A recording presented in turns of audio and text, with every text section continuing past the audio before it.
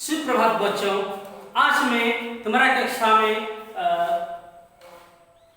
Chapter 3 का विषय खेलकूद और व्यायाम के बारे में पढ़ाएंगे।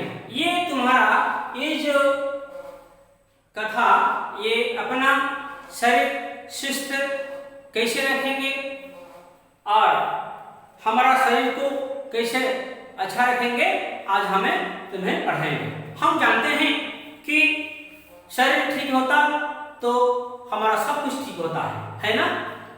अगर हमारा शरीर ठीक नहीं होता ना हम खेल पाते, ना पढ़ पाते, ना कुछ कर पाते हैं। ठीक है, पहले अपना शरीर को ठीक रखना चाहिए।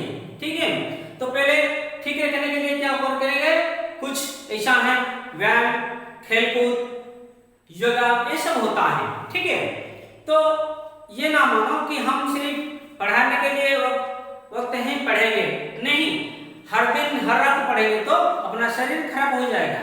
ठीक है, इसके लिए अपना मन को, अपना शरीर को ठीक करने के लिए सुबह और शाम आधा घंटे के लिए कुछ खेलकूद या व्यायाम या योगा करना चाहिए। ठीक है, तो आज हम ये कथा के माध्यम से हम पढ़ाएंगे शास्त्र पर आधारित ये कथा खेलकूद और व्यायाम। नंदिता की सुगना चाची दिल्ली से आई तो नंदिता को देखकर हैरान रह गई।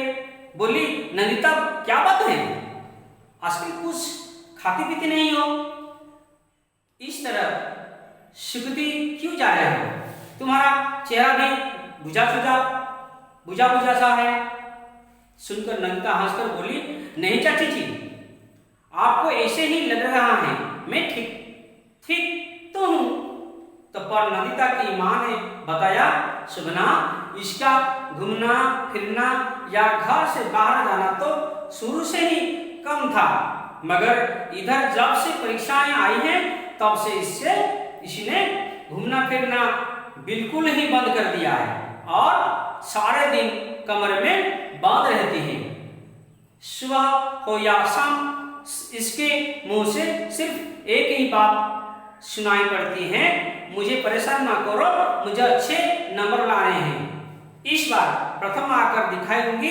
मैं बार समझती हूँ कि सेहत ठीक रहेगी तभी तो पढ़ाई लिखाई भी कर पाओगी, अगर बीमार पड़ गई तो क्या होगा। यह सुनकर सुगना चाची चिंता में पड़ गई।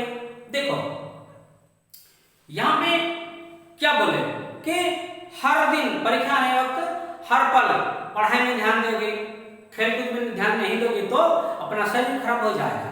जैसे हम एक साइकिल चलाते हैं, साइकिल को हम बांध कर रख देंगे, एग्जाम के बाद चलाएंगे, एक साल के बाद चलाएंगे तो साइकिल का कुछ ना कुछ यंत्र खराब हो जाएगा।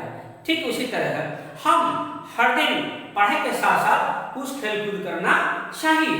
तो ये कहते हैं नहीं, हर पल पढ़ना सही नहीं है या हर पल खेलना भी सही नहीं है। जिस वक्त हमको जो करना है करेंगे, जैसे खेलने के वक्त खेलेंगे, पढ़ाई के वक्त पढ़ेंगे, सोने के वक्त सो जाएंगे, ऐसा करेंगे तो हमारा शरीर ठीक रहेगा, सुस्त रहेगा।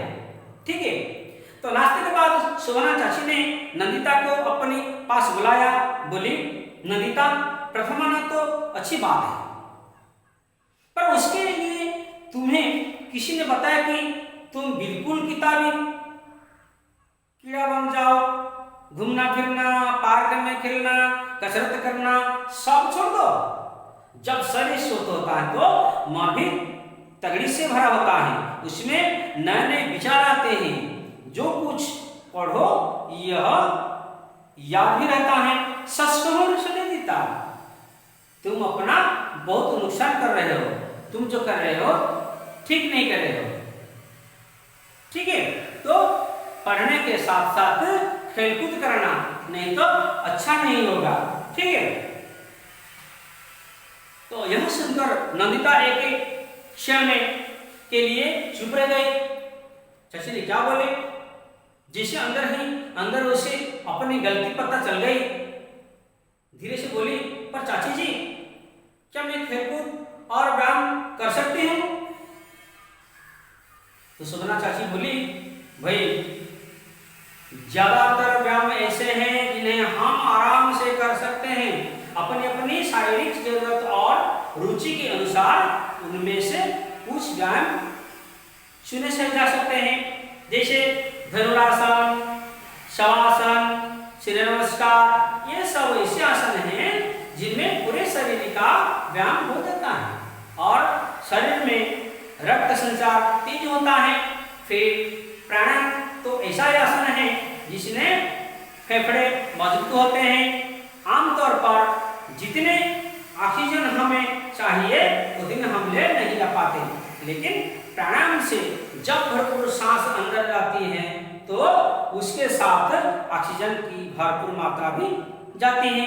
इससे पूरे शरीर में स्फूर्ति का संचार होता है। दिखा क्या बोले?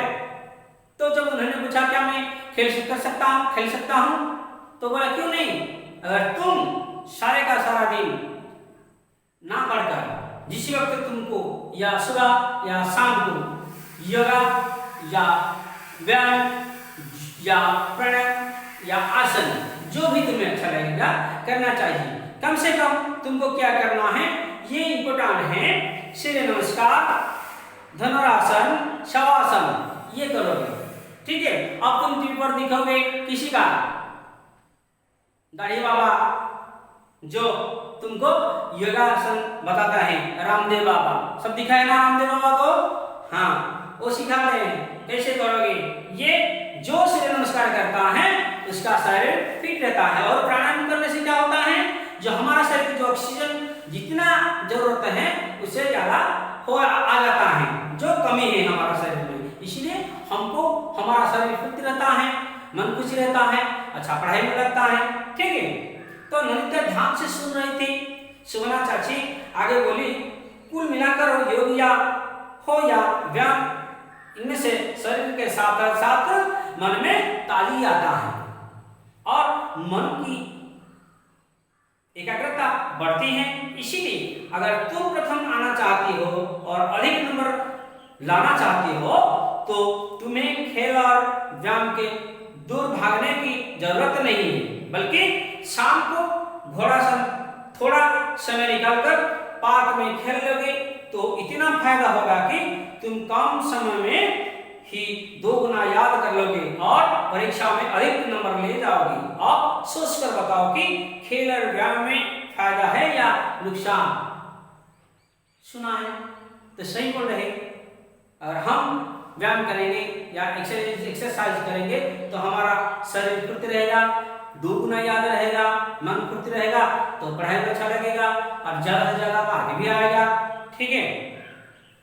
तो ये सुनकर वो सोच रहे कि मैं ठीक है मैं अभी व्यायाम करूंगा।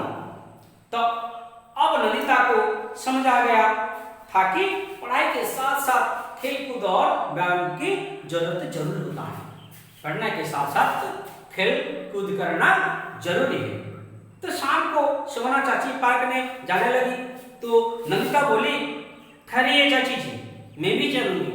जब चाची जाता है बगीचा को पार्क को घूमने के लिए, वो नंदिता बोली